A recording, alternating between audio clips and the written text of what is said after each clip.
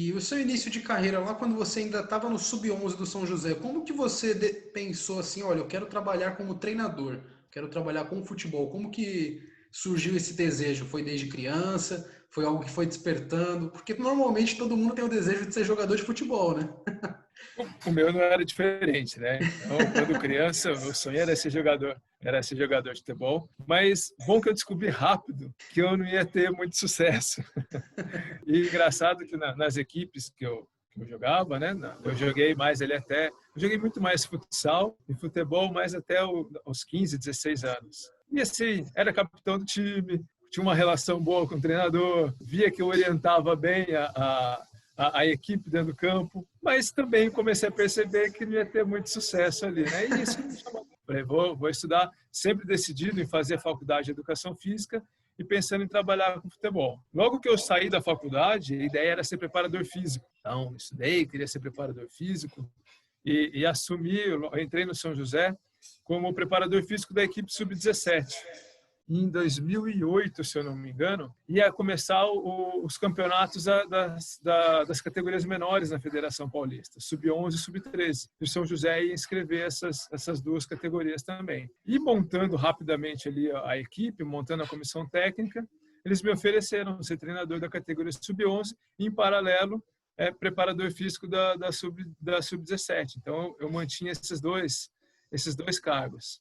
Foi pouco tempo de trabalho, 1 mês de trabalho ali, eu já falei, é aqui que eu quero ficar, o meu negócio é ser treinador mesmo. Fiquei apaixonado ali pelo desenvolvimento do trabalho com as crianças ali na época. E aí, logo que deu, o clube contratou um novo preparador físico e eu me dediquei só como treinador de futebol mesmo. E quando você começou aí nessa época, quem foram os grandes profissionais, as grandes pessoas que te inspiraram e que te ajudaram nesse início de trabalho? Porque normalmente quando a gente segue uma profissão, uma carreira, a gente se inspira em alguém, né? Tem aquela pessoa favorita e aquela pessoa que a gente admira. É engraçado que eu vou falar um nome conhecido e não tem a ver com futebol. E vou citar outros que também não fazem parte do futebol. Não tem problema, é a sua história. E aqui em São José, eu tinha muito contato com o professor Nego. Ele é o professor Luiz Antônio, conhecido aqui na cidade como professor Nego. E ele era o coordenador de futebol. E eu, estagiário na prefeitura na época, ele sempre me convidava. Guilherme, vamos trabalhar com futebol. E era o que eu realmente queria. Mas também na cidade tinha duas equipes muito fortes. A equipe de vôlei e a equipe de basquete. Eu sempre gostei, principalmente, muito de basquete. E admirava muito o treinador de vôlei na época. E recebi os 3 convites para trabalhar no futebol, no basquete e no vôlei. Como eu sabia que o futebol era onde eu queria trabalhar, eu falei, eu vou tentar por 2 anos experiência em outras modalidades, adquirir essa experiência, ver como é que esses treinadores trabalham também, para depois seguir e ir para o futebol. Então, eu trabalhei 1 ano com vôlei. Era o professor Tucci, falecido, mas era um grande treinador aqui da cidade. E tive a oportunidade de passar 1 ano trabalhando com ele e vendo como é que funcionava ali, né? Como é que ele gerenciava a equipe e tudo mais. E depois a equipe de basquete, tive a oportunidade de trabalhar por mais tempo. Eu fazia os scouts da Federação Paulista e da UNBB e fazia scout para a equipe de basquete da cidade. E tive a oportunidade de conviver com o treinador, o Regis, que também admirava muito São José, conseguiu grandes conquistas na época dele. Depois de passar desses 2 anos, tendo essa experiência entre as modalidades, eu falei, bom, agora eu estou pronto para ir para o futebol e seguir ali. E de treinador mesmo, eu sempre admirei muito, e é até legal que a Netflix soltou agora, faz pouco tempo, o documentário do Michael Jordan, né? E eu pude ver muito ali o Phil Jackson. E eu vi aqui que você trabalhou por 10 anos nas categorias de base do São José, na equipe de futebol masculino do São José, correto?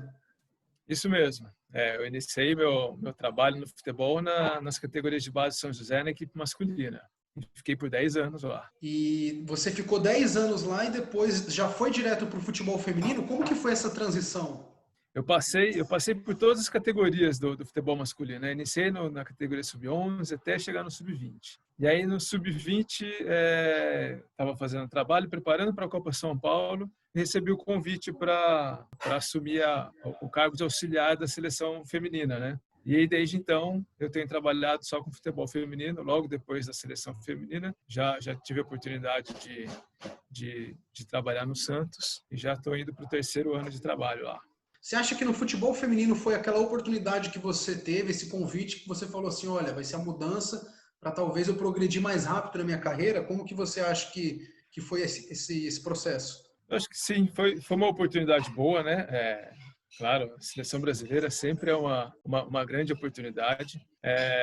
O contato que eu tinha com o futebol feminino era aqui em São José. São José sempre teve uma equipe muito forte, né? No futebol feminino. Então, nós sempre tínhamos esse contato ali da equipe feminina, equipe masculina, trocando ideia, principalmente com o Ricardo Pombo, que hoje é o analista de desempenho da seleção. Ele, na época, trabalhava aqui no São José também. Nós trocávamos muita ideia. Então, esse era o contato que eu tinha com o futebol feminino. Quando eu assumi esse cargo, aceitei ser o auxiliar da seleção brasileira, eu pude aprofundar mais, conhecer mais ainda o futebol feminino. A gente acaba se apaixonando, né? Eu sempre falo que futebol é futebol, claro que tem as suas especificidades ali, mas o jogo é o mesmo, os conceitos são os mesmos. Então, eu gosto muito de futebol e hoje sou um apaixonado pelo futebol feminino. Espero, e a minha ideia é seguir carreira longeva aqui no futebol feminino mesmo. Quando a gente fala Santos, a gente já lembra de base, já lembra de juventude, já lembra de raio caindo 1000 vezes na Vila Belmiro e surgindo novos craques. Aí no futebol feminino é assim também? O raio tá caindo bastante aí? É sim, Daniel. E a montagem do nosso elenco, pensando já no ano passado, desde que eu assumi a equipe, foi uma das primeiras conversas que nós tivemos ali com a diretoria, com o Alessandro, era de que era importante fazer uma renovação do elenco para 2020. E essa renovação ela iniciaria com as meninas da base. Então, nós temos um trabalho muito legal, bem feito ali com o Santos, como é feito no masculino. E a equipe de base, ano passado, ela teve uma participação muito boa em todas as competições, né? Com alguns destaques. Então, a ideia era promover de 5 a 6 atletas. Hoje nós temos 6 promovidas ali. Então, o nosso trabalho de remontagem do elenco iniciou pelas meninas da base que subiriam. E a partir dali a gente começou a pensar nas contratações. Então, no feminino também, a gente pode contar com os raios. Vou aproveitar para falar um pouquinho da equipe do Santos, que é a única equipe nesse Campeonato Brasileiro que não tomou gol ainda.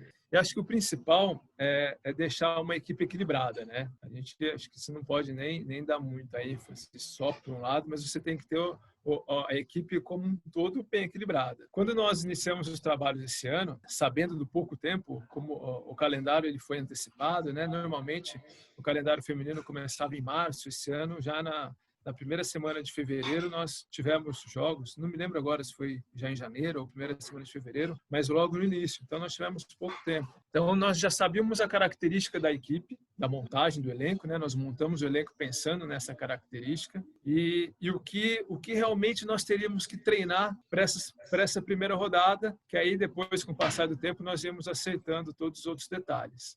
Então nós identificamos que nós tínhamos que trabalhar bastante a transição. Então, desde o momento que perde a bola ou quando recupera a bola em tentar atacar rápido. E essa foi a principal ênfase que nós demos.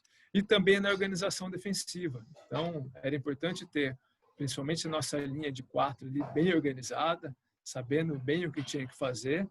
E junto com as transições, nós sabíamos que seria importante para essas primeiras rodadas. E ao longo do tempo, nós íamos mostrando mais detalhes do nosso trabalho. Até contra o Audax, o jogo nosso que foi cancelado em cima da hora, nós iríamos jogar com uma formação diferente que nós íamos treinando ali. Mas acho que foi esse o principal ponto nosso, de buscar o equilíbrio. Claro que foram poucos jogos até agora, né? É difícil até fazer análise, mas esses 4 jogos acho que a gente pôde mostrar um pouco isso, uma equipe um pouco equilibrada, um pouco mais equilibrada e sabendo que tinha uma defesa forte e que seria muito difícil nos vazarmos. Esse número é importante de não ter sofrido gols, mas a gente consegue manter ele por mais tempo. E não só a defesa sólida, eu percebi, claro que são apenas 4 rodadas do Campeonato Brasileiro, né? Mas que fumaça faz aquele lado direito do ataque do Santos, viu? Com a Giovana, com a Larissa, às vezes troca ali de posição. A Giovana ela tem uma característica bem ofensiva, né?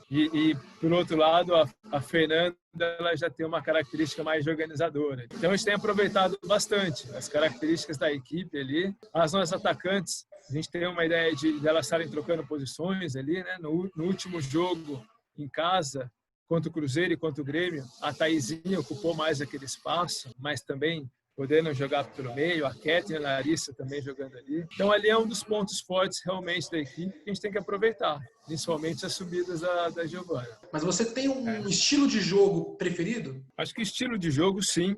Os esquemas táticos, eles têm que variar, né? E até mesmo durante o jogo. O que a gente tem conversado, o importante é que as jogadoras, o elenco todo tenham experiências ali, né? De jogar em diversas formas e que a gente consiga fazer variações dentro do próprio esquema tático ou variar de um esquema para o outro dentro da partida. Então esse é o ideal, né?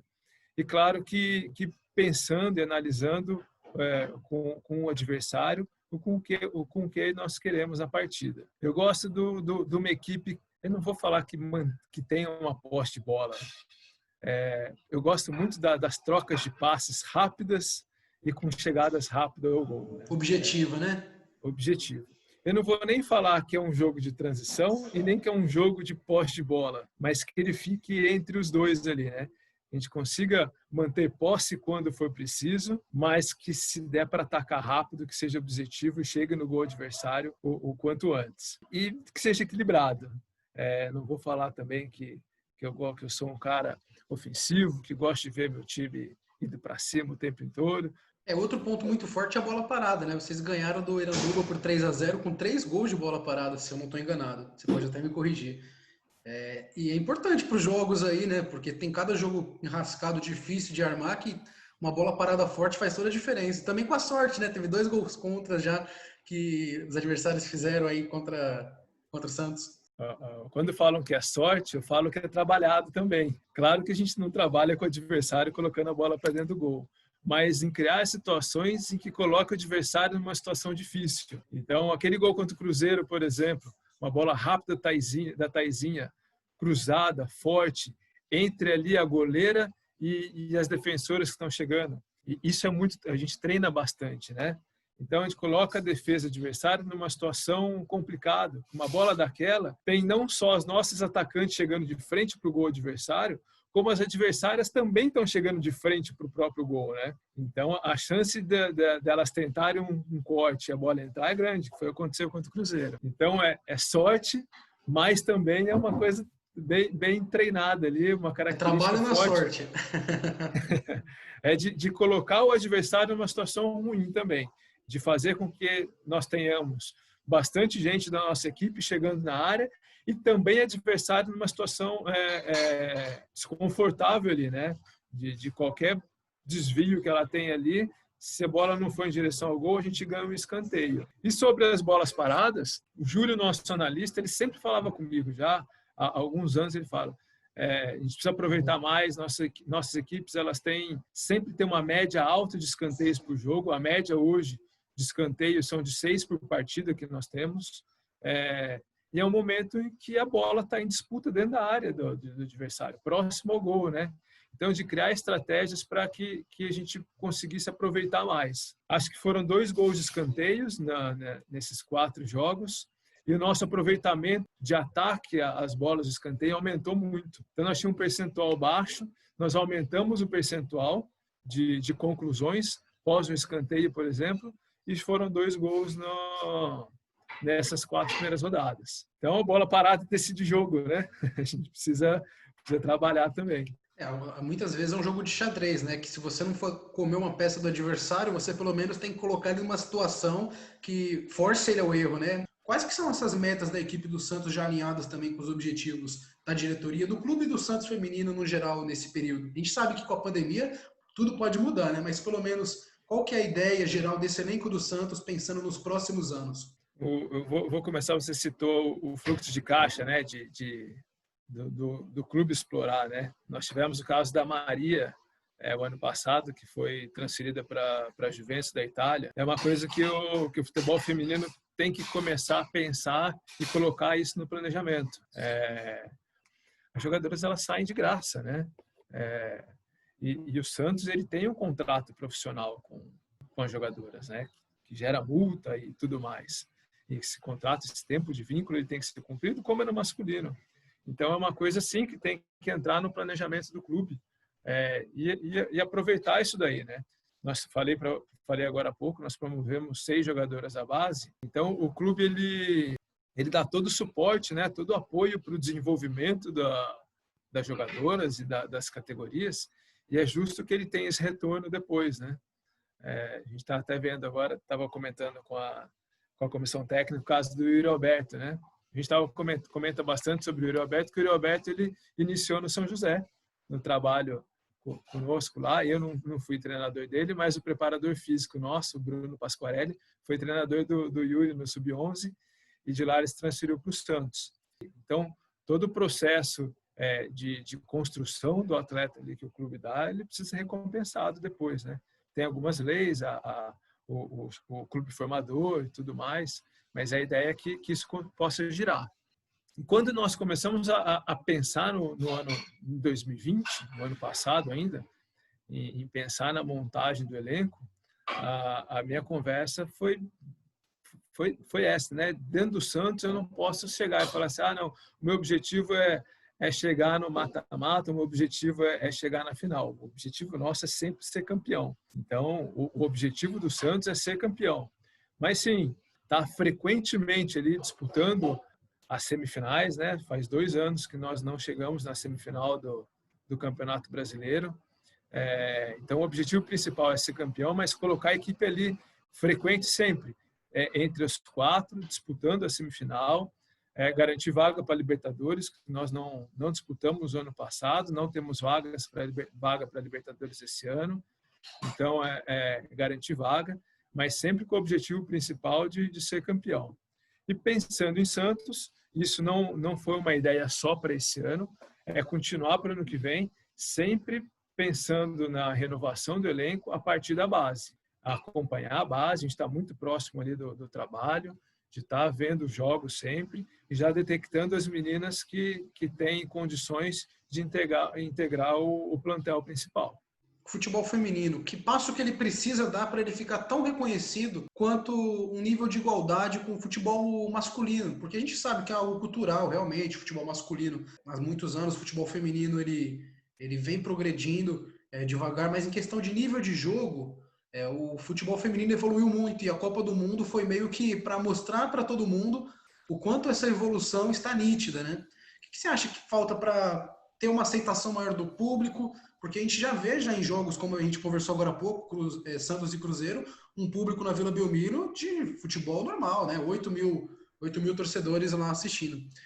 E em questão de estrutura também do Santos, o Santos tem uma estrutura bacana, né? Foi a primeira equipe que realmente tratou o futebol feminino como profissional, né? Desde os contratos das atletas, com a estrutura que oferece ali para as jogadoras. O que eu acho que falta agora é tempo e ter paciência. Não adianta a gente querer cobrar do futebol feminino o desempenho que a seleção masculina tem, que já está difícil também, né? O último título nosso foi em 2002 e nessas últimas Copas a gente vem sofrendo porque o futebol está crescendo no geral, né? Globalmente. Então a gente precisa ter, não adianta a gente querer que o Brasil seja campeão da Copa do Mundo, na próxima Copa do Mundo. A gente precisa estruturar o futebol feminino, que acho que é um trabalho legal que a federação vem fazendo e a CBF hoje vem procurando melhorar. Então já são 2 anos, se eu não me engano, de Campeonato Paulista Sub-17. Tivemos ano passado o Sub-15 e a ideia é colocar um Sub-13 e Sub-14 na Federação Paulista. Então é massificar o esporte como é o masculino. O masculino a gente vê molecada jogando na rua, né? Atrair meninas para jogar o futebol feminino, dar condições para que elas joguem nas categorias de base, para a gente ter um principal melhor. A gente via ali as meninas, elas vinham direto, né? As meninas se destacavam ali no futebol, em alguma escolinha, que era normalmente mesclada ali, né? Com meninos, elas treinavam com meninos, elas já chegavam direto para jogar na equipe principal do clube, né? sem passar por esse trabalho que é tão importante da formação. Então, acho que investir na formação dá tempo para o futebol se desenvolver, ter paciência, porque a gente tem condições, a gente tem qualidade para poder ter resultados futuros. E já de imediato a gente já vê, né?